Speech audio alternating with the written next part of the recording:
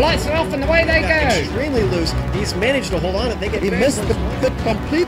He's crazy stuff. Side Freitas is on the grass on the infield before. He slides through. He tags Richard.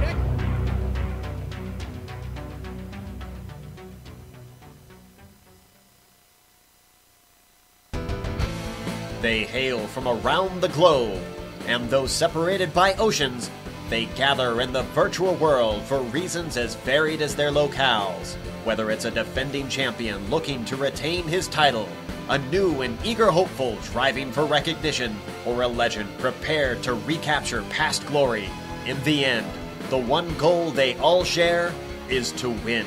But when naming a victor, only one driver's name can be etched into the record books. You're watching the Heusinkveld MX-5 World Tour.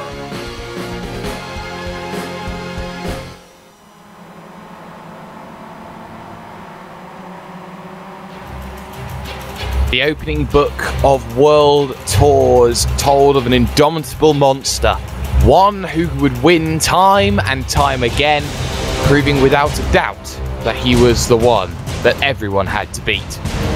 And after a brief respite at Summit Point, the second chapter begins as the road to Interlagos heats up. We are in New York State for the 7th round of the Heusinkveld MX-5 World Tour here on iRacing Live and the Global Sim Racing channel for Team Potato at the Glen. Welcome to the Tidal Influence Countdown to Green and pre-race coverage of the fiercest gunslingers having a 45-minute Mexican showdown with pistols drawn at high 8 here in the United Kingdom. I am the sheriff around these parts, Mr. Hashtag Do You Mind himself, Jake Sperry, running law and order and making sure the Glen stays in one piece. Joined alongside me as ever is the man who hears everything and merely shakes his head at the young whippersnappers, Bill Subzan. Joe Peak will be catching every shot fired by directing the cameras created by the man who the cameras revolve around, Dougie Beard. But Soup, Watkins Glen holds the ability in iRacing to crown the next generation of superstars. When you talk about the 6-hour event on the iRacing World Tours, you talk about drivers like Frank Schothorst and Lando Norris of Team Redline, as well as the likes of Julian Rodriguez, who have all won here. But to say experience doesn't pay at Watkins Glen would also be a huge understatement. Yeah, in prepping for the countdown to green, I was surprised because you would think that sometime during the 14 seasons of some 150 races that the MX-5 World Tour would have visited this place before, but that's not the case because this is the first time the series has come here. So in regards to driver experience, as for an official quality racing Sim-dicate sanctioned event, everyone's a Glen virgin. But before I talk about the track, let me remind the viewers that most everything on the Countdown to Green is brought to you thanks to, you see it on the screen right there, Tidal Influence, an ecological consulting firm based in Long Beach, California, that restores wetlands, saves and studies endangered species, and educates children about our environment. For more information, go to TidalInfluence.com. Okay. Let's get down to business here. Located in Watkins Glen, New York, at the southern tip of Lake Seneca, initially public roads in the village were used for the race course. In 1956, a permanent circuit was opened. Except for a few changes, the circuit current layout is more or less how it has been since 1971. One most notable alteration to the original layout is the inner loop just before Turn 5, added in 1992 as a result of a fatal accident the previous year that claimed NASCAR's J.D. McDuffie. But on today's classic boot configuration, no inner loop. The track's history isn't limited to racing. The circuit also has been the site of many musical concerts, including the 1973 Summer Jam, when 600,000 fans came to see the Allman Brothers, the Grateful Dead, and the band. But for our concerns, it is about racing, where the drivers will need to negotiate 11 corners over 3.4 miles, 5.4 kilometers of asphalt and concrete. But the best way to get an idea of what it's like to go around this place is jump on board the GSRC MX-5 and take a lap. Alright, we're in the GSRC MX-5, so let's do a lap around Watkins Glen. Coming down into turn 1, be careful not to outbrake yourself with a downhill entry into the corner. It's not uncommon to see a few drivers pull an over-under when the attacking car just slithers into the paved runoff. But even if you make it stick, you might find yourself regretting the pass. As you climb uphill through the S's, you won't be lifting all the way until you reach the carousel. And the MX-5 punches a big old hole in the air, meaning cars will draft off of you from a long way back. So the driver you just passed might breeze by with ease along the backstretch. That'll make today something of a strategic fight instead of a battle over raw pace. But because the MX-5 isn't terribly fast, we're going to skip ahead a bit to the carousel where you're not even braking that much on entry. The banking really allows you to get through here at a fast clip. As you get back on the power, try not to let the car understeer into the armco to the outside. Then switch sides and get on the anchors for the chute. There is almost no runoff on the outside, so be careful about getting into trouble in this corner. Once again, you'll bring the car back across the track, and now we're at the lowest point of the circuit, the toe of the boot. This is another possible place to set up a pass, but the most critical aspect of this hairpin is that the steep uphill on the exit will really hurt anybody who waits too long to find the gas. And that's where a lot of passing opportunities start to open up, because drivers are going to jump all over anyone with a bad run down to the heel of the boot. It also helps that you've got another decent braking zone if you need that last little oomph to get by. From there, we're almost back to the main course, and you're coming up to one of the trickiest corners on the track. This left-hander has a blind crest, and it's off camber, so expect to get a little frustrated with it throughout the day. Watch out for oversteer on the exit too, since you can find yourself sliding into the inside wall with ease. Then there's Indianapolis, which is just about flat out, but very much single file. You've got just enough time to get the car over to the left to set up for the final corner, which only needs a little brush of the brakes. Watch the exit because it's practically like a street course and there's no room for error. Hopefully, if you've kept it all together, you've now finished a lap around Watkins Glen.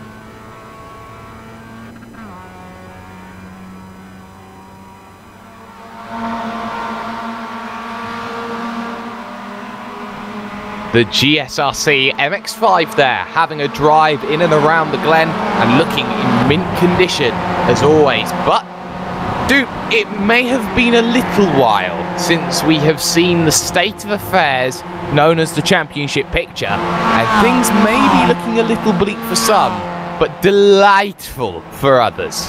Absolutely. His four wheels scare the cockatoos from Kintor East to Umendu. He's crushing the competition. He is the two-time champion, Sonny Catch Me If You Catchin'. And to be honest, this commentator is running out of ways to talk about him. Catchin is 5 wins in 6 tries. So here's the deal. If he wins again today, next time I'll be forced not to just quote from Midnight Oil's Beds Are Burning. I will actually sing it. File this under the best of the rest is Errol Numb. The Rolling Estonian has 3 second-place finishes so far. Robert Hartley is the only driver other than Catchin to own a win. The Slovene machine Patrick Fliss' best finish was a second-round third-place result at Donington. This season, the top rookie honors has been passed around like a frisbee in the park. It's currently in the hands of the Viking, Eric the Red Tom Ball. Far from a rookie is Travis Swinky, making his 45th start today. Another rookie is Richard Worth, just ahead of Wall of Famer Tom Ratchey. Now here's the deal. His wife had a t-shirt specially made for her husband, printed with his nickname, the Bay State Hammer. Reports are that Tom wears it with pride. Englishman Brian Holmes had a 3rd place to start the season, and once again in the last round. And Dries Nice has missed the last pair of races, cashing in on no-show compensation to keep on the overlay. Moving to the amateur standings, in my opinion, the cut line set by the series organizers between the pros and the AM drivers has been perfect. No AM driver has a top 5. There are only 4 top 10s among the names you see there, and it looks like Cupid is decorating for Christmas with all the red and green arrows. No driver held station. Belgian Gianni Quintier is back on top. He sits 16th in the overall standings, pushing England's Kip Flick Stevens out of the lead. Stevens is 17th overall. Jonathan Boutel of France moves up 2 spots. Sadly, fan favorite Jeroen Ursum has slipped off the overlay for the first time, but the Netherlands is represented by the return of Robert Valinga topping the right column. We'll track the progress of all those Tier 2 drivers throughout the race. Jake? Certainly will, and the second half of the season needs no further introduction on the season that Sonny Catchin has had, and for Catchin and everybody else, they are all racing to the letter of the law. So why don't you explain how things work around here, partner, so that nobody ends up with a bullet for their troubles? Oh, those Englishmen, they think everything out here in America is all about cowboys. All right. For new viewers, here we go. For old viewers, here we go again. Schedule. This is round 7 of 12. There are no drop races, so anything that happens on the track counts. However, there is something unique to the MWT called no-show compensation that can be used 3 times. If a driver misses a race, he or she is compensated with points equal to a percentage of that driver's average finish. Setups. It's open with a reduced fuel cell, forcing everyone to make a stop for fuel. The distance, how far are we going today? 23 laps. Now, look for the pit window to be between laps 8 and 14. 2 tires should be able to be changed before the fueling is complete, so I expect a lot of drivers to be taking left sides. Fast repairs, MWT's always been, or you break it, you bought it series, and that's how it's going to be. No fast repairs for you. Incident cap. There's no incident cap. However, Series does chart the incidents, and a driver's rankings on the mile per incident standings has a value of 1 race. Right now, my old groupmate Richard Losper tops that chart. Joe McDonald sits 2nd, and rookie Lauren Murray is 3rd. 3-time reigning clean driver champion Tripp the Arrow Smith has fallen to 6th. Okay, so Jake, my old sidekick Richard Losper is not making many mistakes on the track. I expect nothing less from you in the booth. Of course you don't, because we are a professional outfit after all, and qualifying now in the final 3.5 minutes here at Watkins Glen. Steve Hefford makes his 2nd lap and will not go any quicker, so he will not find himself moving positions. The Bay State Hammer is up into position number 8 after some good qualifying efforts. Irunom, though, the rolling Estonian, currently pole position 205.960, looking to go a little bit quicker, does not manage to do that. And with a long lap here, maybe the tyres are starting to ever so slightly go off by the time they reach the end of that second lap here soon. Num was 4th fastest in practice, and we were talking about how Arrow just can't seem to get the feel of this MX-5 here in this MX-5 World Tour, but sure enough, here he is fastest right now. This is going to be an interesting layout here, as this is the first time, we've talked about it, first time the car has been here. This little MX-5, it's going to be on the throttle a lot. All the way, once you finish corner 1, you are full throttle all the way to the carousel, and you're barely slowing down there. Money. Richard Worth moves up into 4th position overall out on circuit, and what you're looking at right now here is everyone just trying to get themselves over. Gianni Quintelier, for example, the amateur leader, gets across the line to 37. He goes up into 15th overall out on circuit, doing a good job. And Robert Hartley stealing pole position away as well. 205.853. Beautifully done by Robert Hartley, and a circuit which has a lot more aero dependency. Well, not necessarily aero dependency, but a lot more to deal with the undulation of this circuit than many people give it credit for. It's got a lot to deal with here today, Sue. Just to go back and touch on that point you were making about the amateurs. Yeah, Gianni Quintelier qualifying, sitting right now in 15th position. The racing gods are funny. Right behind him, Kip Stevens. Those guys sit 1 and 2 in the amateur standings. They certainly are, and well, the last of the drivers are looking to try and get themselves over, and the only driver out on a flying lap is Money. Richard Worth into the toe of the boot, up the hill to what I like to call the heel of the boot, 130 kilometers an hour as he winds up the hill looking for this right-hander, which is always going to be a very difficult corner because you always look to try and use the lighter bit of concrete that has been used as a racing line, a guidance as you now enter back onto the inner loop, up the hill, off camber, left-hander, turn number 9, out on circuit. And for Richard Worth, he needs to find half a second to pole position. A 1/10 of a second gets him past Sonny Kanchin, who he has been so influential to this season. Round turn number 10, the passing corner, into the final corner of turn number 11. No margin for error on the exit of this one, and he goes right up to the tyre barriers, and a little bit more. We'll be heading to the Heusinkveld starting grid in just one moment. Worth crosses the line, 2:06.2. He's quicker, but it's not good enough to gain position. So what we would like to do at this venture in time is head over to the Heusinkveld starting grid. Heusinkveld offers a broad array of products and services, including advanced vehicle simulation software and hardware, and sponsors on practically every major team in sim racing today. If you're looking for an edge in racing, get in touch today at heusinkveld.com. And Robert Hartley, the only other man to get a win this year, is on the front, pole position 205.853. He's joined on the front row by the rolling Estonian Iru Nom, who is looking to somehow take points away from the man in 3rd, Sonny Kanchin. Money, Richard Worth will start from 4th, row 3, seeing the red. Tom Eric Vol and Marcello Pejnan in 6th position. Steve Hefford will start from 7th, with Ashley Beard in 8th. GSRC's very own Richard Losper will start from 9th, and the Bay State Hammer will swing from the fences from 10th. Row 6, David Hampson and Gene Fittis. Bakers does a spot. Alex Lawrenson, Nick Thiessen flanks him. Gianni Quintelier and Kip Steven, a pair of amateur drivers in 15th and 16th. Michael Wright, Brian Holmes, Jordy Fike, and Atsui Mediata round out your top 20. Surprised to see Brian Holmes so far down. Eric Garcia plays blackjack in 21st with Billy Bob Wright in the double deuce. The winner of the Demolition Derby, Gert Willemsen, will start from 23rd with Steve Clays alongside. There you got Anthony Della Hayes and Law Murray on row 13. Row 14 sees Derek Holland and Max Wright. Lee Deemer and Cesare Rizzo will round out 30 drivers. Back of the field, Jeroen Ursum, Tris Smith, George Dankert, Mark King, Joe McDonald, Al Heaton, Eric Coleman. Sarah Dove didn't put in a qualifying time, neither did Coleman, and Zachary Rubin. They put the last 3 put in practice times, but no qualifying times. Are they out there? Rubin is not, Dove is not, and Coleman is not. So maybe only 36 drivers on the grid today.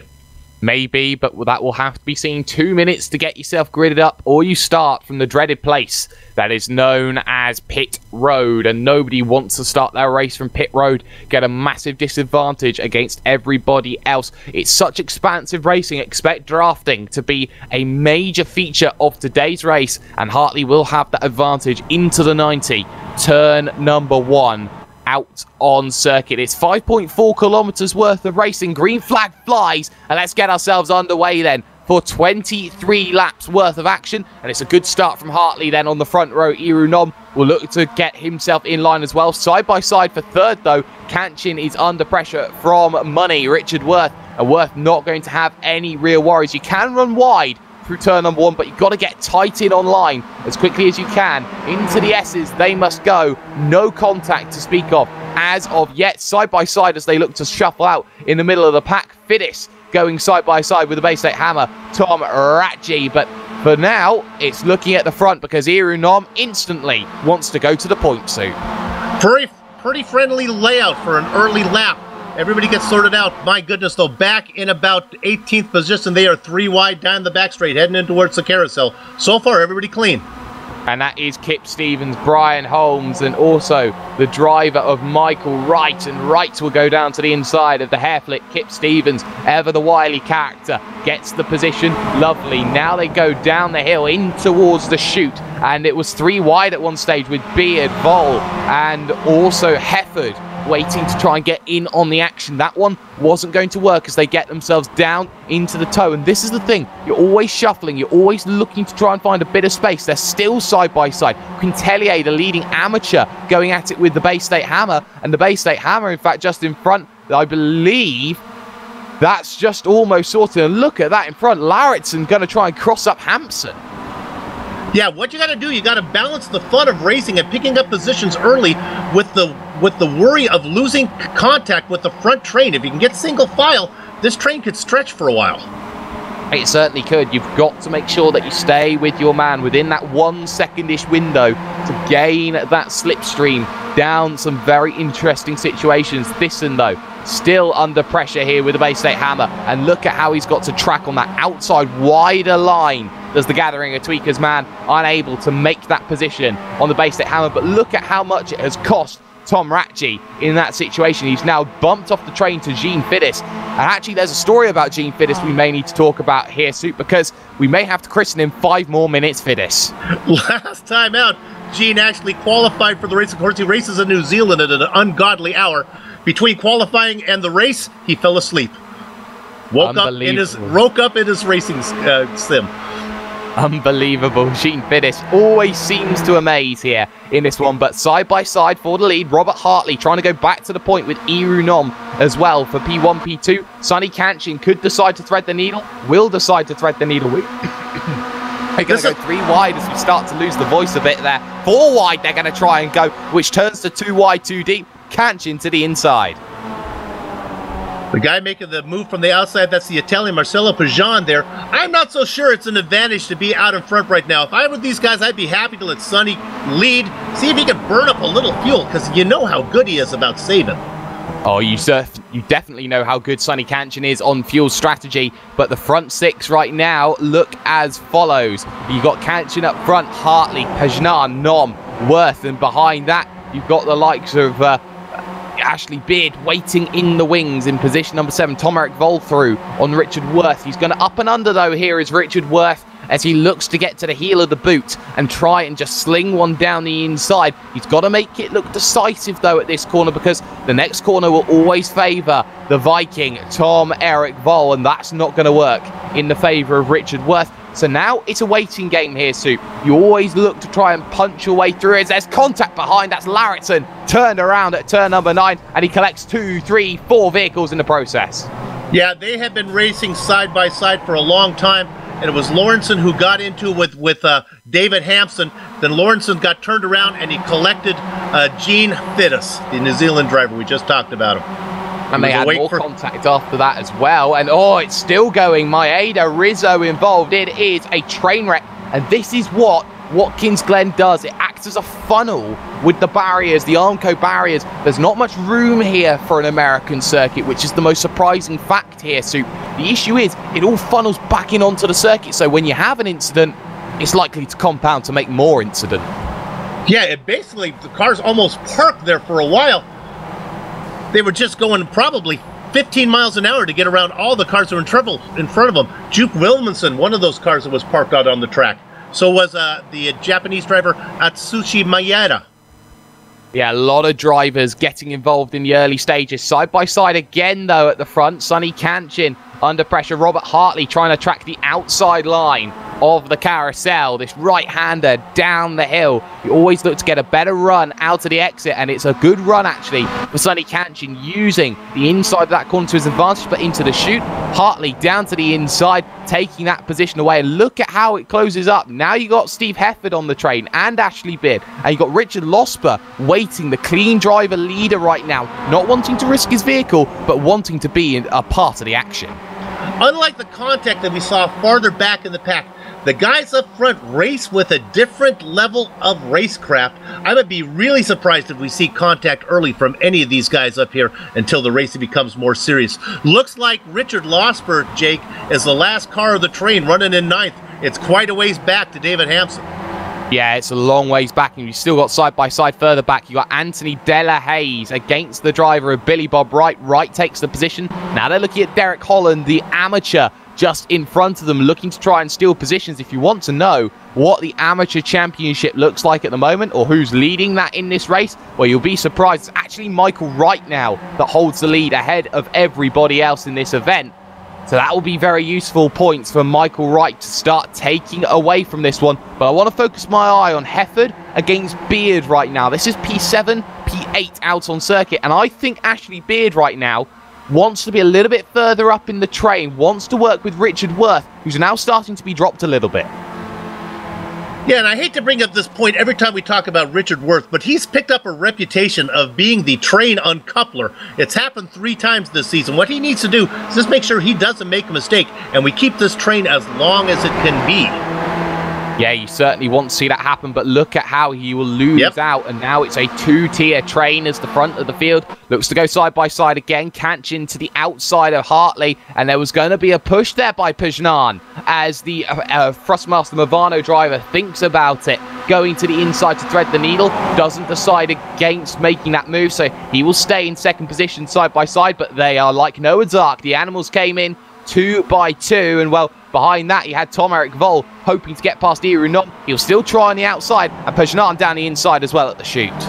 Okay, now, if you're used to watching NASCAR racing, you may think that going side by side, they're actually slowing themselves down. That's not the way it works in these MX-5s. They can leapfrog, and that's the way that they can get some distance between them and the guys they're trying to shake. And right now, that is Tom Voll trying to see if he can lose Richard Worth. Worth's doing a good job, though, of trying to get back up to that train.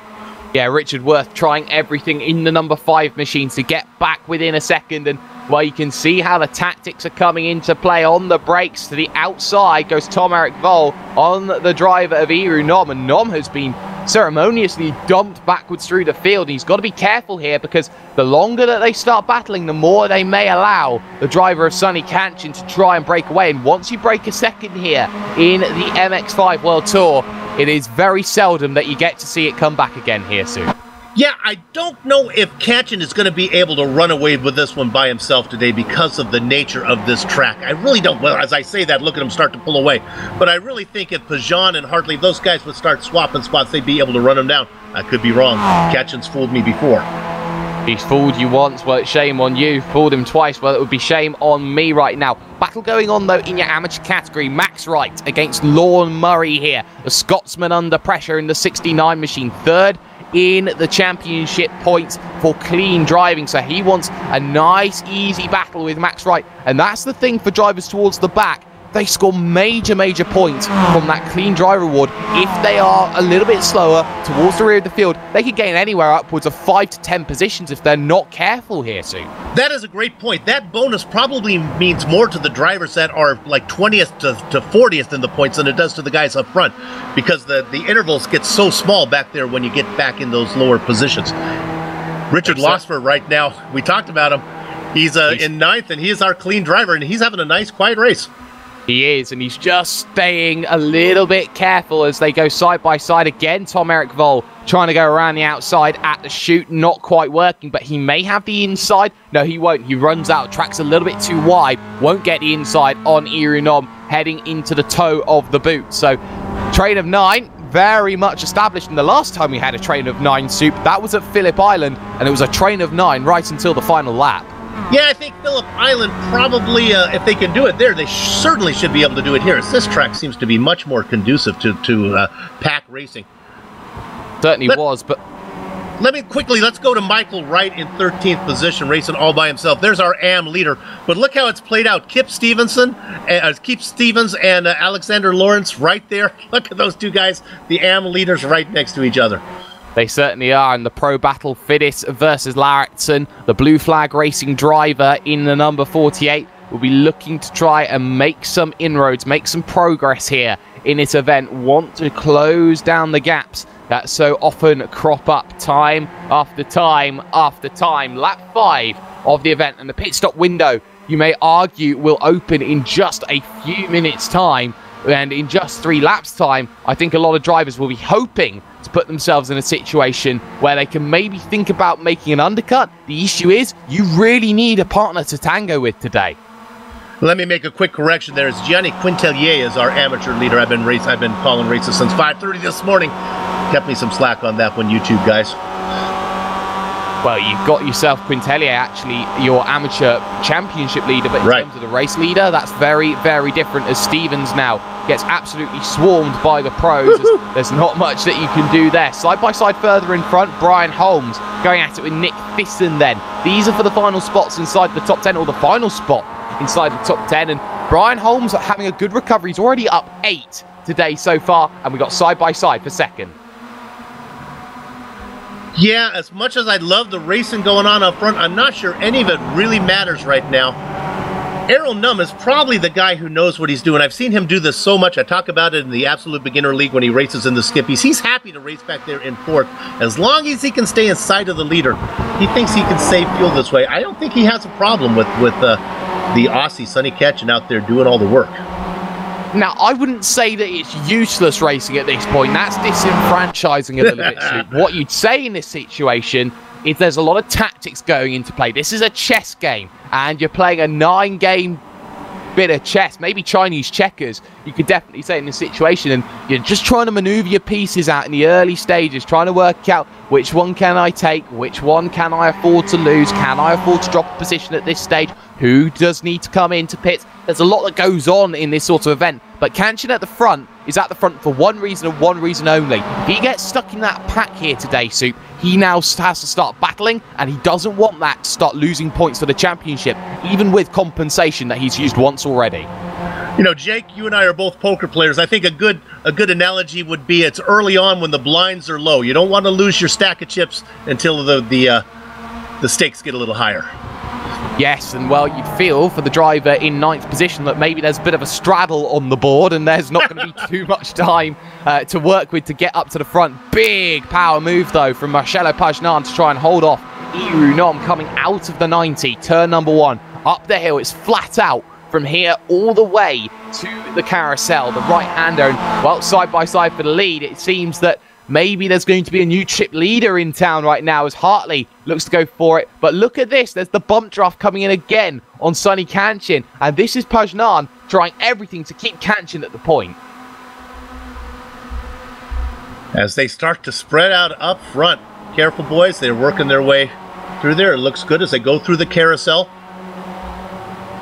Too wide up front. Let's get that sorted out. That's Kanchan on the inside, on the top side. Well, now on the inside, the preferred position, that's Hartley. And I guess we're going to have a new leader. I believe we are. So Robert Hartley then up to the front. Kanchan now moves into second. Pajnan in third. Voll versus Nom now. The battle for 4th, side by side into the toe of the boot. And look who's tracking on the outside. Trying to get this run here. But the issue is it's the outside as well for the heel of the boot. You can see just how everyone starts to check up a little bit as behind Nom is Richard Worth. Money wants to make a move. Thinks about it. Will probably decide against making it 3 wide, as a lot of amateurs sometimes do struggle with, is picking and choosing the moment here in this series, Soup. And it's so easy to go for a move, but it's so much more difficult to execute it.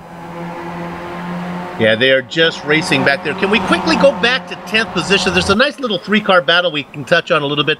These guys are about, my goodness, they are, what, about almost 6 seconds behind the front train. Brian Holmes in 10th, Nick Thiessen, and David Hampson running 10th, 11th, and 12th. Lovely little scrap that you have between these three. And well, 888 for David Hampson. Someone's been eating their Frosties this morning, as they are great in certainly many ways here in this event. But this is the thing, all of these drivers here waiting outside that top 10, they are wanting points. They are wanting incident to happen at the front of the field so that they can get themselves back into play. The issue that comes along for all of these drivers is the moment things start breaking up, as you see a small little gap between Tom Eric Vol and Marcelo Pajnan, it's the moment that everyone starts to get dropped here, and you can't afford to let a breakaway happen. Very similar to cycling. Yeah, it's exactly like cycling. In fact, here's a pass for the lead, and I believe that it's going to be the Italian driver Marcelo Pajnan, happy to give people a little bit of assist. I think Pajnan's saying, let's have a breakaway right now. How about the three of us try to make a move?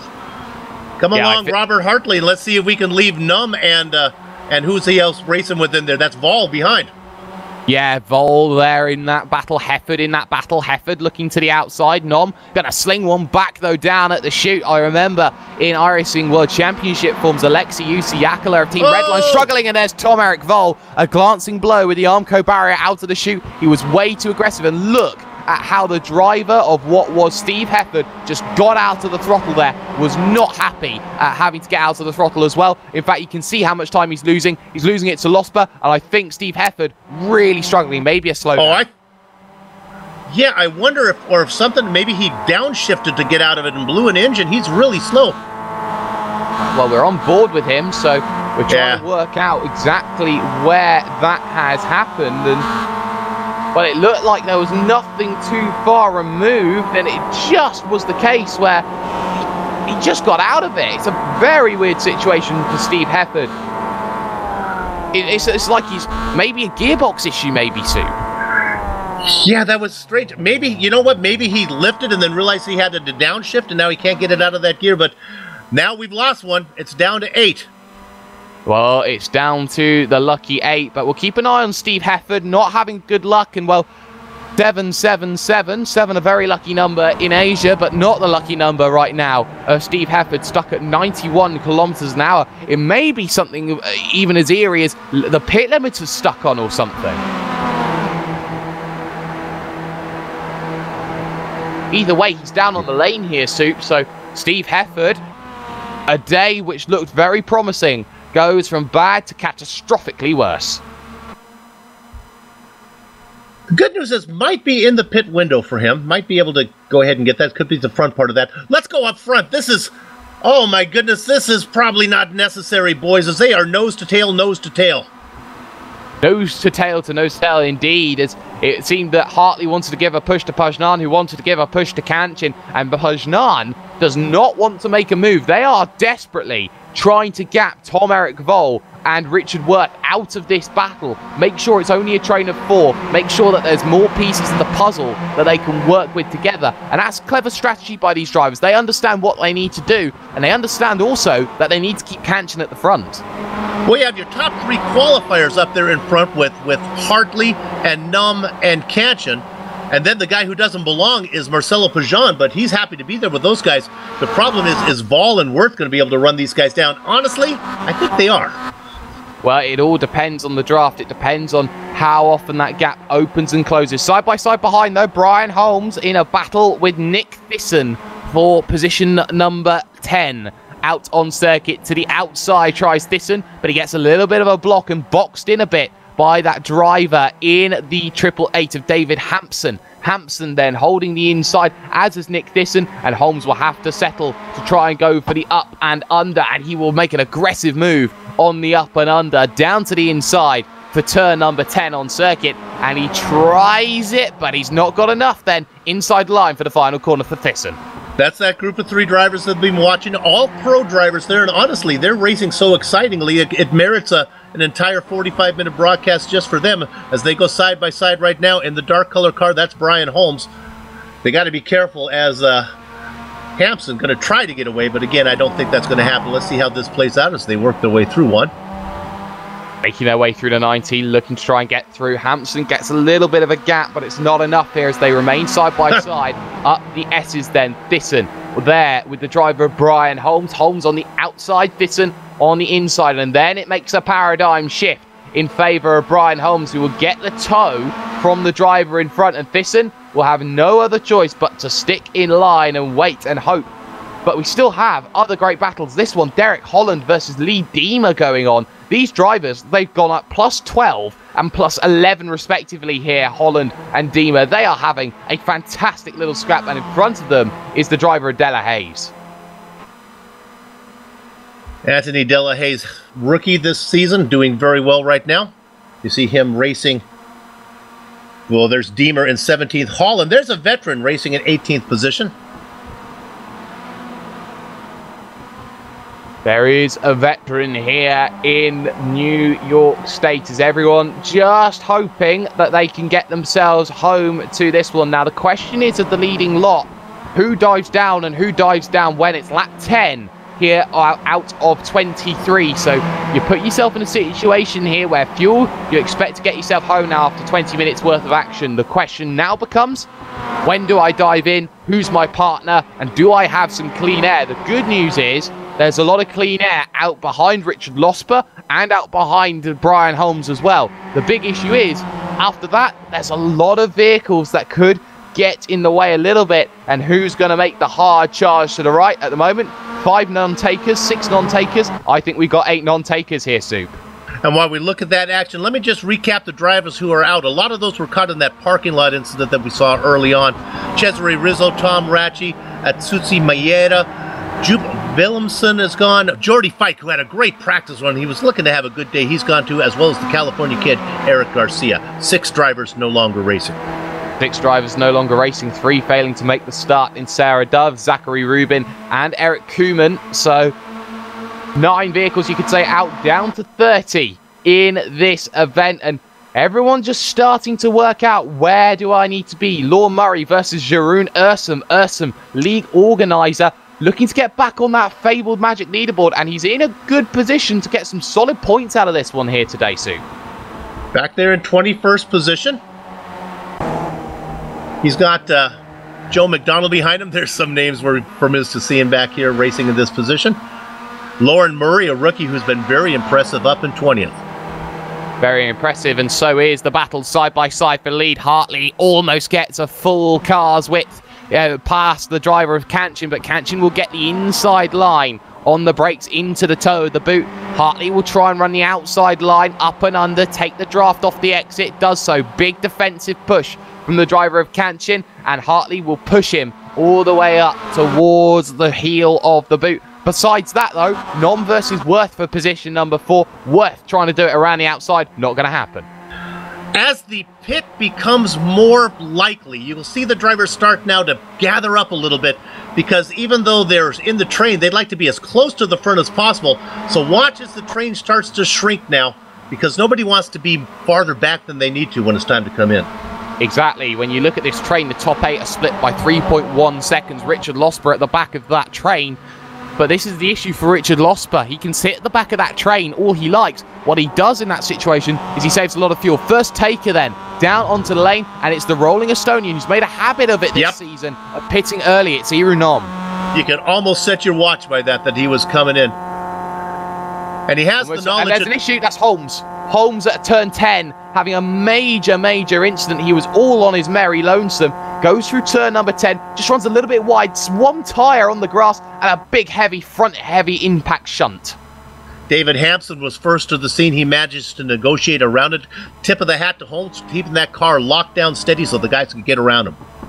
Well, it certainly wasn't elementary, my dear Soup. So there was a lot of issues that came down into it. But again, the push from Pajnan on the driver of Sonny Kanchin, trying to get him to the inside at the carousel in comparison to Robert Hartley. And well, Pajnan not taking that one, but going through nevertheless is Hartley on the outside. A little bit of grass taken there, though, through the carousel from the driver of Sonny Kanchin. He's got to be careful here. There may not be an instant limit, but that will affect the clean driver standings, which he does need to score good points on because it acts as a 13th race. That's what everybody needs to be worried about here in this event, is that everyone is at the same mercy of those rules. And those points, arguably the most skewed points of all, but arguably the most important ones as well. Let's go to 15th real quick, where Num has come out in a pinata full of bees. He just got around the amateur Kip Stevens. Now he makes a move on the inside of Derek Holland. He's got to get low up there. He almost got into the back of Lee Deemer. He's going to lose positions. Remember, even though he is probably a half a lap behind the leaders, he's racing them right now. He needs a fast lap time. And he's not going to get that if he's stuck in the middle of the traffic, as Stevens thinks about making a move on Derek Holland, decides against it. But Irunom's got to get through, and he's got to get through quickly. Maybe work with Lauritsen at the front of that train, do everything that is humanely possible of the rolling Estonian to get himself back into this event and actually try and break Sonny Kanchin, the driver who has been so good down on the lane. Thoughts about going on the lane. Two come in. One is Kanchin, the other's Hartley. And look at that very late dive from Pajnan. Vol also in. And that's 4 of the 7 in. Race lead now goes to Money Richard Worth. If Pajnan has a long pit stop, we'll know why, as he made his decision to come in at the very last minute.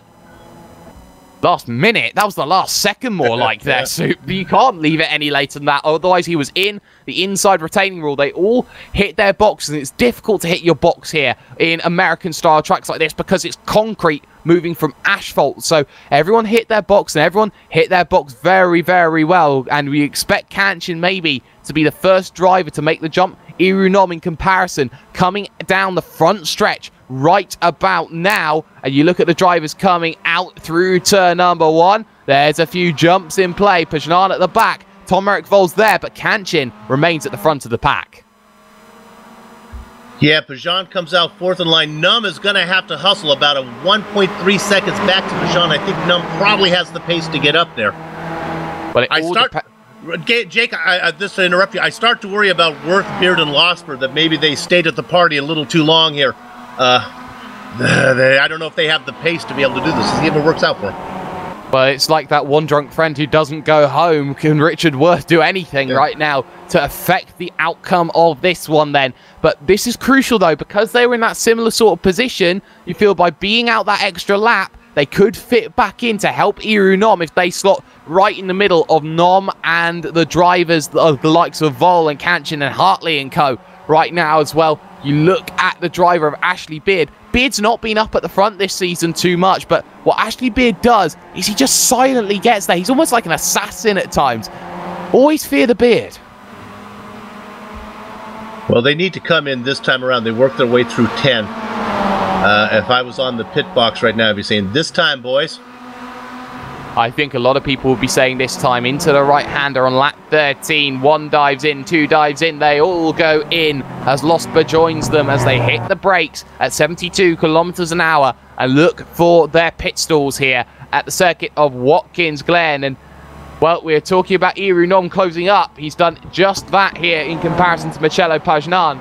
But they're all looking to keep with Sonny Kanchin and Robert Hartley. Tom-Erik Vol, if he's not careful, may be dropped off the back of this train, but it now all depends on the fuel. It will be maybe a little bit less taken by Losper, Beard and Worth, who have been able to sit in the train all race long. But right now, Sonny Kanchin down this front stretch. The advantage for the drivers coming off of pit road is that they have the advantage of the inside. Look at them, 1, 2, 3, 4, 5, all overtaken. And look at that, Losper overtakes Beard, overtakes a lot. They're 3 wide almost coming out of pit road. Yeah, Richard said it's time to go, boys. There goes the gang of the party, but I think they've left him behind. Num is 5 seconds ahead of Losper. Wow, 5 seconds. That tells you all you need to know about just how far back that puts all of them in retrospect in this one. Battle, though, for the race lead in second. Hartley will push Kanchin all the way, wanting to get himself past. Atsushi Maeda on the left-hand side will be traffic 3 wide, though, for position number 3. Pajnan, Vol, Nom, all there, all working out where is the best position for me. And right now, Pajnan up to the train. Yeah, here's the problem back there. Errol Num has got to be worried that those 2 guys in front, Kanchin and Hartley, they have the speed to team up and now get a breakaway. So Errol Num has got to really be going right now, and that's why you see him really working hard to get up to the lead of this 3-car pack, trying to run them down. We still have had a couple of drivers yet to come in and make that stop. Lorne Murray is one of them, Max Wright is the other. Both amateur category drivers looking to get a little bit of space here in this event. And in a few moments time here, Soup, we will go through the backmarker report, but that's only when we see the field filter out. Nom looking down to the inside then of Tom-Erik Voll, and the red not looking like Ethelred the Unready in terms of your Viking knowledge. He is very much prepared for that move. Yeah, somebody needs to let Max Wright and Lorne Murray know we have some bills to pay here in GSRC. Get in there and make that stop, boys. 10 laps remaining. Plenty of time, though, to get through our backmarker review.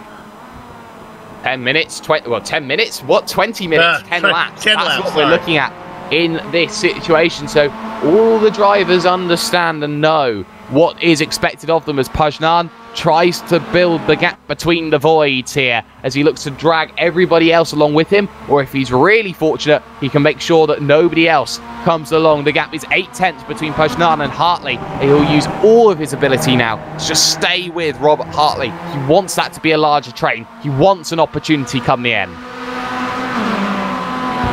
Really, really clean race so far. 26 cars still out there. We've only lost a few. Actually, 26 cars on the lead lap. 26 cars on the lead lap, fantastic. In comes Murray, in comes Wright. So the two drivers who stayed out longer than anybody else, lap 14 of the event with these limited fuel tanks that they have in the MX-5 World Tour. Murray and Wright ran them right down to fumes as Max Wright gets out of his box, hits his limiter. Well, not necessarily his limiter, because there's no limiters in these vehicles, but he hits the pit speed that he has to be ascertaining down this straight. And, well, just waiting to see where he comes out in comparison. The answer is with Kip Stevens, which is very good in comparison, but he won't get the run here. Coming out of one, he will be slow now all the way up this big straight towards the carousel. Let's go ahead and pay some bills now, so those leaders will settle down a bit. We'll go back and do our GSRC, what is it, Eagle Nest Tavern backmark review. We're going to start a little bit farther back than usual. Gianni Quintelier, because he's our leader of our amateurs. He's racing right now 1 lap down in 28th position, just trying to get as much points as he can. Let's skip over Lee Deemer in 27th. Go to the last car on the lead lap, another amateur, Jeroen Ursum, trying to get back onto that chart. Ursum in a nice little battle with newcomer here, Steve Clay. Clay's out there in the number 54 machine, racing in 25th spot. Gotta hustle. Mark King in 24th position. He's got about 6 seconds before he gets up to Hedenbake. Al Heeden out there, always having a great race, running in 23rd. He's got a little bit of time, about a second up to George Dankirk. Then quite a bit up to the driver in 21st. That's Steve Hefford. Let's hustle through here. Looks like Hefford's going to let him over. Hefford pulls over to the side there for some reason. He's got the same issue. There it's the same issue. He's stuck in third, 92 kilometers an hour. I think Hefford's got to say day done. That looks technical. There you go. That's what happens. A little commentator's curse. I'm going to blame that one on Eagle's Nest Tavern. Let's go to 20th. Lorne Murray, the amateur driver, going to hustle through a little farther up, 19th position. How about this? Trip the Aerosmith. Haven't heard much from him. Not having as clean a season as he would expect to. He's a little farther down in that chart. Joe McDonald, though, sits second on the clean driver chart, racing in 18th position. Hustle up, Soup. Kip Stevens in 17th, looking to get a point in the amateurs. Is he our top amateur racer? Let me see real quick. I think nope. Let's go up to Delahaye's. He's ahead as well. Contact. Round goes Pajnan. Pajnan on the front stretch, and that's from position number 3. We're going to cut that one short there, Soup. Yep. Because that's a massive one for Pajnan, and that's day done. Was Eric Ball behind him. Now, you can watch and see if Eric, watch that car, see if it goes straight or if it comes over. Honestly, I just don't think Pajnan knew that Ball had pulled up into his blind spot. Oh, it's so marginal between the pair of them at such high speeds that they're going. There's not much you can say if you are Marcelo Pajnan. That was just a case of just misjudging the distances between the pair of them and the train of 5. Pajnan was a big player in that train, now becomes a train of 4, and now Tom-Erik Voll will certainly lose points, and there may be an instant review to look at after the event here by the stewards. The good news for Eric the Red there is that he did not lose any momentum, and he's able to hang in on 3rd position. Also, Errol Num hanging in there as well in 4th. So the train that was once 9 went to 8th and shrunk. It is now 4, and it's a long way back to Worth Losper, and Beard. Well, I wonder how many more lifeboats you can put out for stranded vehicles that we have out on circuit. And you've still got that battle mode P567. Yes, 567 right now, because you got Losper and Ashley Beard, and in front of them Richard Worth. So the two Richards and Ashley Beard having a very, very good scrap out on circuit. And actually, I want to give credit to Michael Wright here. He's 11th, looking at the top 10 with Nick Thiston just in front. Darn right out there racing, having a great run. Our top amateur driver. And not only that, but the top amateur driver by at least 3 positions right now. Got Lauritsen, Fiddis and Della Hayes in the middle. And that takes some great driving. He's ahead of Max Wright, who's the next driver in that little train. And he's got 21 seconds here. And the way they score the amateur points, you get the points that you earn during the race. You're not scored against the other amateurs. So all the drivers between him and the next amateur is this extra cushion. It is an extra cushion, so that will mean Michael Wright will be making big progress up through the field. And on the brakes into the right-hander then for your leading 4 once again. Irunom just playing that catbird seat, just sitting, playing the patient game, as we like to see from Irunom, in 4th position out on circuit. 1, 2 and 3 right now, Kanchin, Hartley and Vol. And this is what Sonny Kanchin doesn't want, to be at the front heading towards those final few laps, because this is where everyone's going to start checking up and braking. They've got 8 seconds back to Richard Worth, 9.7 if you're the race leader. And that's going to be crucial, because that means they have a little bit of gap to start playing mind games with each other. Start backing off. No, I don't want the lead. You go have it. These are 4 of your top 5 qualifiers. The only one missing is Richard Worth. And honestly, I think you could win this from 3rd, maybe even 4th position. I don't think you need to be in 2nd to get a snipe here.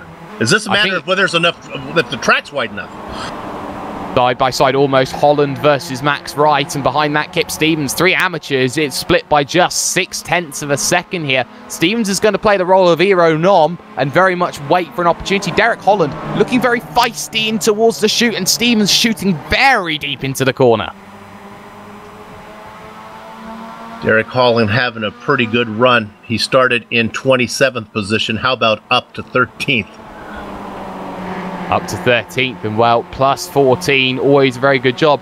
To talk again about Marcello Pagnan, there are expletives and the Italian passion coming in from Marcello Pagnan. He is not happy with Tom-Erik Vol. He is incensed. Yeah, it's going to come down to whether Vol was going straight. I mean, he has every right to put his car there. You don't have to lift. The question is, did Vol drift over? And I think maybe you could just say it's just not very polite to stick your nose in there. Pajan did have a car to the inside. He was probably focusing on, I think it was Ketchen, who was on the inside of him. That's a tough call. Well, it's never nice to stick your nose in somebody else's business, as Robert Hartley then to the front, looking to try and break away actually from Tom-Erik Vol. Vol's got to be careful here, not get jumped off the train as he heads through the carousel for the 18th time, out to 23, 6 laps to go at Watkins Glen. Side by side they're behind, Worth, Beard and Losper pulls it back to the rear. It's a Richard sandwich now, 5, 6, 7. Losper has to be happy here as he's looking at a top 5 here. That could be his best. If he could get a top 5, I'm almost guarantee you that's his best MX-5 result. And look at this, David Hampson has been caught by Nick Thiston, and Michael Wright is looking at 8th position out on circuit if he's not too careful. Hampson then looking to lose that position then to Nick Thiston, but look at this, the up and under trying to happen towards the chute, but he's got to double back himself and do it almost twice, or stay on the outside. So look at what he's going to do. He's going to try and up and under, try and get a run coming out of this corner, and in fact, look further back, Michael Wright having a shocker of a section coming out of that corner and just losing all shades of momentum. Yeah, he was much closer. I would have thought with those 2 cars battling in front of him that it would have been an opportunity to Wright to get in there. Thiston able to hold off Hampson right now for 8th position. And I'll tell you what the big surprising thing is that these drivers are half a minute off of the lead, and that is the most surprising thing. And look at that, down onto lane, Tom-Erik Vol. Not sure what this is about. Look at his pit stop times. They seem to be the same as everybody else. Is it? Wow. So he's taken a tow. Tom-Erik Vol coming in. I'm wondering if that damage is that maybe exacerbated because he had contact with Marcelo Pagnan. That might have just been the case of he may have just clipped a curb somewhere, been enough to send the meatball flag up and say, you've got to come down to lane. But look at what it's done for Iru Nom. He's now 1.2 back. It's now a battle of one-on-one, mano-a-mano. And as I said at the beginning of the broadcast, it's right now, it's a Mexican standoff. It is handguns at noon. The problem is Num has lost his dancing partner. I'm sure he was counting on Eric the Red to stay with him so the Roland Estonian, they could work together. He might be close enough, especially if these guys don't cooperate up front. Unfortunately, two really smart drivers, Ketchen and Hartley, are well aware who they're trying to shake. Num has got to be perfect. Remember, Num, though, the second fastest qualifier, he has the pace to run him down, and I think he's close enough to get it done.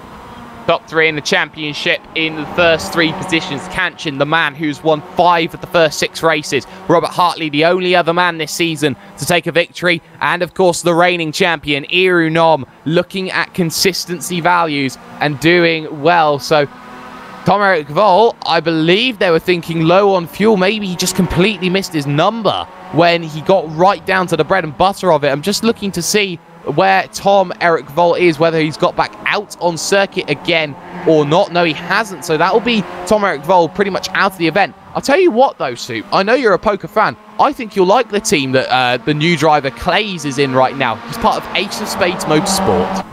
That'll work. Prettiest card in the deck. Oh, it certainly is, and you put a lot of effort into the Ace of Spades machine, but looking at the front, Iru Nom's managed to claw that gap back down. Just done enough to get himself into that 1 second window. They cross the line. It's 4 laps to go at Watkins Glen. The setup begins. The mind games come into play. With Voll leaving and Num able to run down the leaders, this may play into Num's advantage. That's just one less car he has to worry about. I think if he can get up there, he can certainly get this done from 3rd position. He certainly can. Well, eyes now on Robert Hartley. He thinks about moving to the outside of Sonny Kanchin. Tries to get halfway alongside. He does. Tries to get 100% alongside. Yeah. He does. And you can see just struggling out of the S's to get himself that 1 car length, to get himself fully clear of Sonny Kanchin. He finally gets it as they pass the infield little mini bus stop chicane section that you see there on the right-hand side. There's not much you can say if your name is Sonny Kanchin. He will sit and he will wait and he will look for a better opportunity. Worth versus Beard, though, for position 4. Ashley Beard then looking down to the inside, and look at Worth just slowly ease his way through, almost like a painter, the way that he just elegantly moves down to the inside. A ballerina on the track. You know, I was a little surprised there that Aeronum wasn't able to pull up when the cars were too wide in front of him. I wonder if he actually has the pace. You know, we were talking about these guys back here in 4th position, getting the top 5, Losper getting 1. Well, right now they're looking at even 1 more position higher with Voll leaving. Yeah, he certainly wants to think about those positions. How many positions can I take and how long do I have to take them? Battle, though, in the amateur category. Wright, Holland, Stevens for P2, 3, 4. In that essence, the battle for 12th, 13th and 14th. Stevens will very happily wait. He's like an elephant that never forgets, though. You never want to get on the wrong side of Kip Stevens or your day will end in misery. Holland versus Wright, though. Max Wright, that is. To the outside then tries the driver of Derek Holland, and Holland trying everything, but you can see just how that's not the racing line. You just track out a little bit, get swept away and washed out and hung out to dry, but you can see he still gets the inside, though, for the shoot. Those amateurs don't realize it right now because they got their hands full with what's going on the track, but Gianni Quintelier having troubles is going to open the door for a lot of those guys to move up in the standings. And Gianni Quintelier in position 25 down on the road. That's going to be some major points that are being lost for the championship leader. It will mean Kip Stevens, more often than not, could be the championship leader in the amateur category once again, coming out of Watkins Glen and heading to Mid-Ohio in 1 week's time. Mid-Ohio racecourse, one of the most pretty American racecourses they've ever seen, but 3 laps to go. Sonny Kanchin looking to angle himself to the front yet again, and Iru Nom, I don't think it's a pace issue for Nom. I think he's intentionally lifting out of it, wanting just to make sure that he is not any part of any incident that happens. I think he's right there. I think he's looking to make the move. Don't be surprised on the last lap going into the carousel. We don't have a 3-wide situation. Oh, that would be something that you definitely see, and I saw Iru Nom race here in GT3s earlier on in the year in an hour race, and I saw him get taken in the final 5 minutes. He knows what it's like here, does Iru Nom, to lose at this circuit. Does he have what it takes to do the same role that, ironically, it was his teammate Scott Brazier he lost the position to? Can he do what he did, or he didn't do, about 4-5 months ago and make that recovery? Behind that, Losper, Worth and Beard. Losper's also going to play that same role because he's thinking about that championship battle that he's got at the top when the clean driver's standing. And from what I've watched from my experience calling races on GSRC, the speed line is down the middle, putting the toothpaste back in the tube. To split the middle is the one that seems to work the best if they leave that middle line open. They have to leave the middle line open, but sometimes running in the middle of the road is the most difficult thing to deal with when you are driving. The good thing about Watkins Glen, though, it's a very wide circuit, so you have a lot of opportunities to go 2-3 wide, even 4 wide in places. Well, it's kind of like an Agatha Christie novel, and then there were 3. Our train gets smaller and smaller up in front. Oh, it certainly does, and well, at the end of it... You said it, look who it is. It's Catching, Hartley, and Numb. No matter, however it plays out, you talk about the cream rising, right? Yeah, the cream always rises to the top. Arguably the 3 greatest racers right now this season here in the World Tour, and 3 drivers who have absolutely nailed it every single time they have gone out onto circuit. But you can see again, Hartley thinks about it with 2 laps to go, thinks about moving to the inside. Nom looks to close that gap, but he holds it again at about 0.2 of a second to Kanchin. Now, this is interesting. Hartley wants to defend this one from the front. I would be against that a little bit here when you got Sonny Kanchin just behind. I think Robert Hartley's put himself at a disadvantage coming onto the final lap. I think you should have waited there, Mr. Hartley. Yeah, I'm not sure being out in front of the place you want to be, unless maybe you're Sonny Kanchin, because magic seems to happen your way. With apologies to all the other drivers and all the other cars battling for position with 1.5 laps to go here, we're going to focus most of our attention up front, see how this plays out. Flash and dash for Gene Fiddis. He couldn't manage to make it, and he misses the box slightly as well. 5 more minutes. Fiddis needs 5 more minutes here to get to the end of the race. That's too bad. He was having a great run too. He got into some early trouble, but worked his way back up just outside the top 10. He was having a good run. Not going to happen today. Not going to happen, but this is the state of play. Hartley, Kanchin, Nom. Hartley is trying everything to break the Australian, Sonny Kanchin, trying to break the Estonian, Iru Nom. The Englishman, Robert Hartley, is trying to run for the proverbial border here in New York State and try and get himself going. And he's had a fantastic lap to allow himself this opportunity. If he's not careful, I think he may even be safe heading up towards the carousel. But he's so aggressive now as the white flag will wave to start the final lap, and hard to the retaining wall, back over to the left-hand side for the one movement of action, into the 90 here, turn number 1, out on circuit, absolutely inch to perfection, running wide as you're allowed to, no off-track incident points that you get there at that section. Now, the run up the S's to 2, 3 and 4, and for Sonny Kanchin, he wants to make it 6 of 7. He wants to make an even more emphatic dent in the championship, but he will be just as happy taking 2nd position if he knows that he takes points away from his rival Iru Nom, the reigning champion, who stopped him from making it a 3-peat title. The weaving beginning here on the back stretch. They make the run to the carousel. Defensive line taken. Maybe a little bit of Indiana Jones and defender of the lost corner from the driver of Robert Hartley, but look at how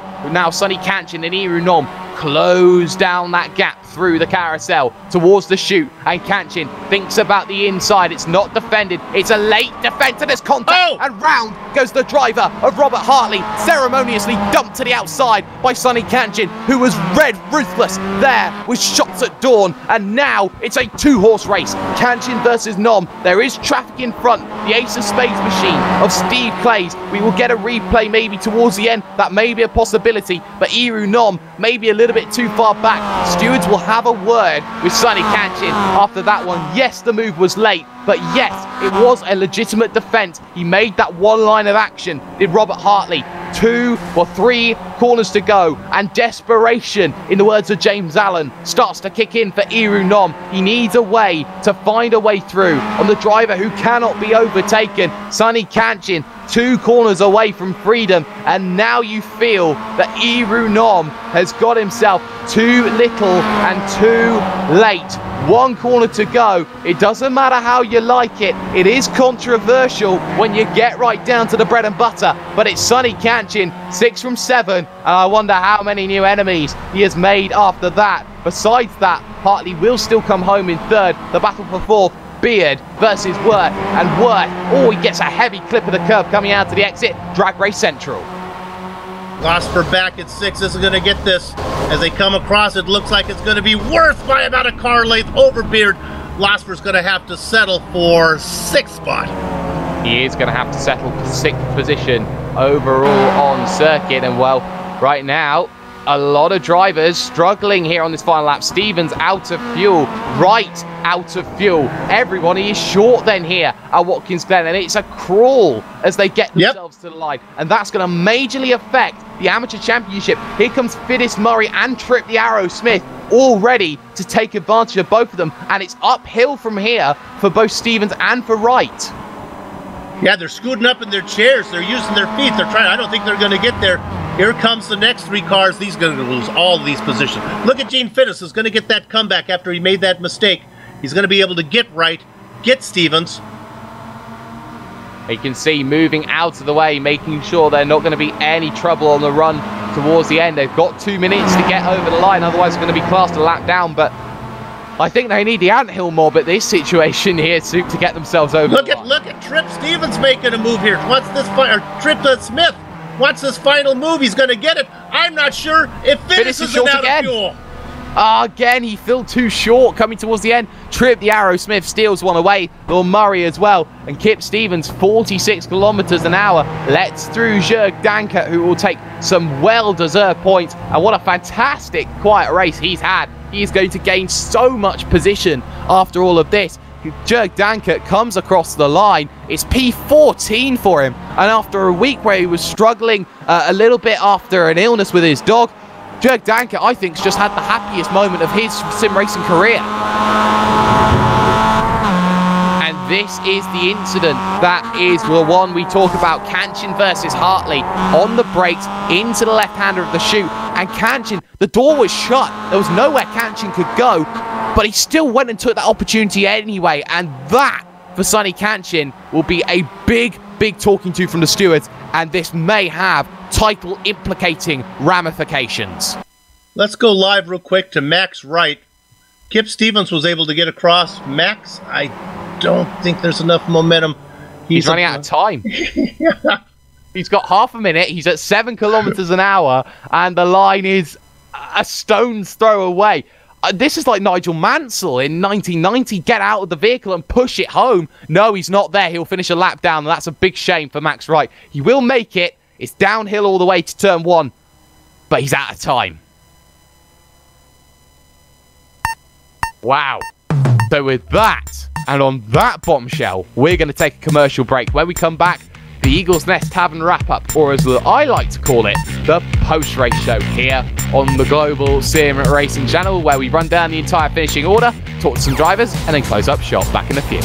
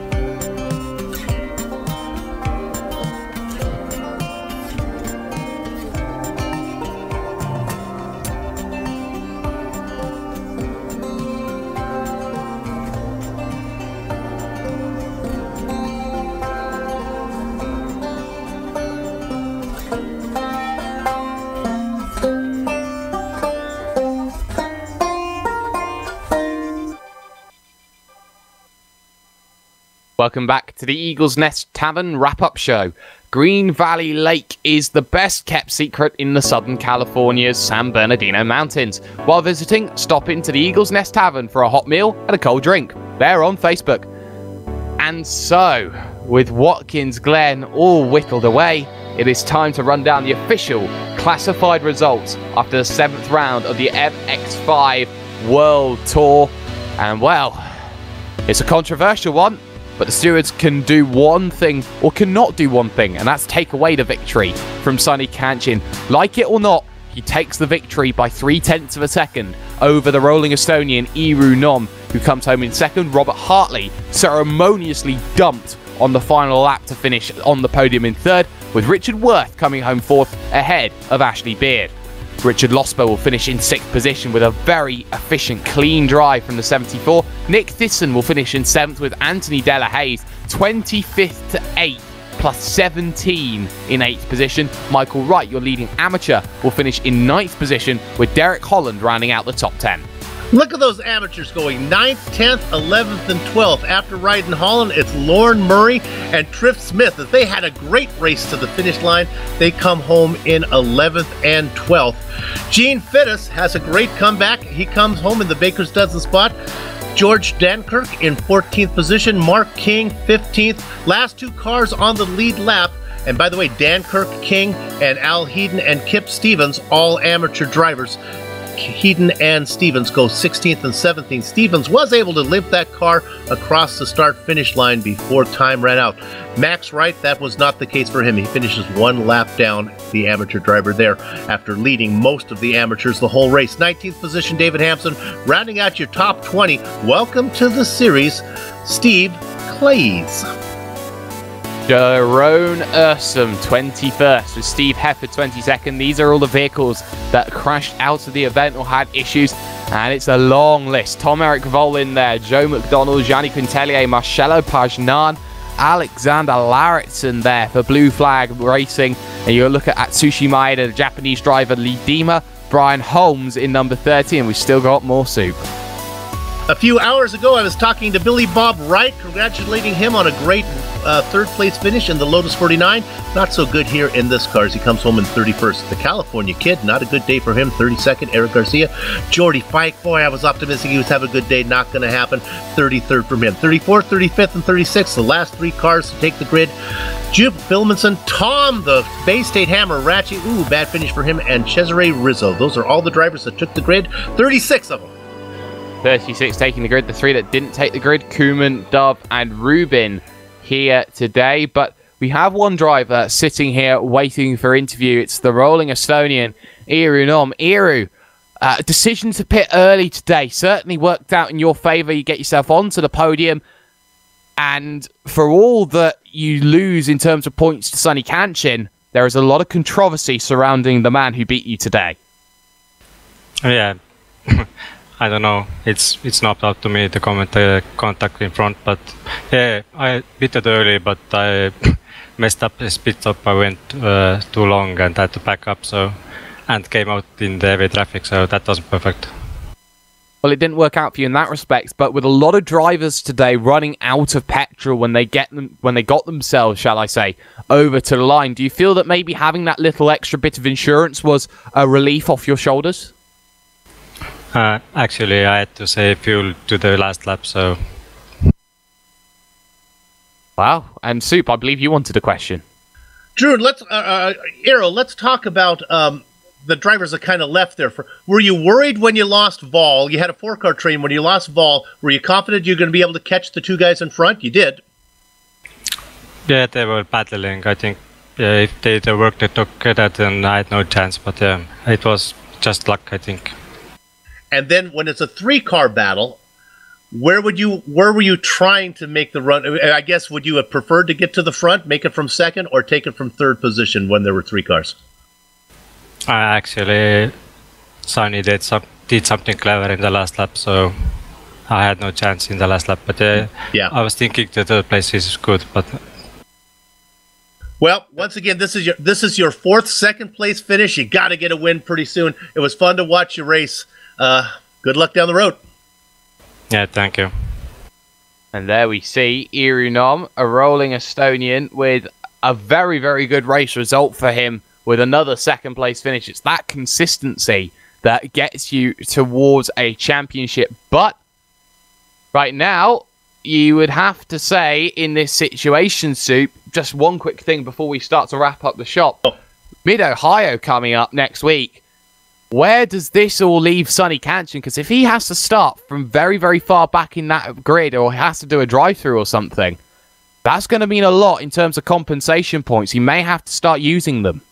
Well, the way they do is it's kind of like a driving record in the MWT. So they give you penalty points, and then they'll clear off your record. I don't think Sonny is in jeopardy of being put on probation. It's kind of a nice way they do it. You can get a reputation. Actually, you can get something called a clean driver mulligan, where if you have a reputation of being a clean driver, you make a mistake, they'll just wipe that away, because it just doesn't seem fair that you've raced 40 races without an incident, and then you have a mistake, and you're in the same position of a rookie who's raced only one in the same thing. So we'll see how it plays out.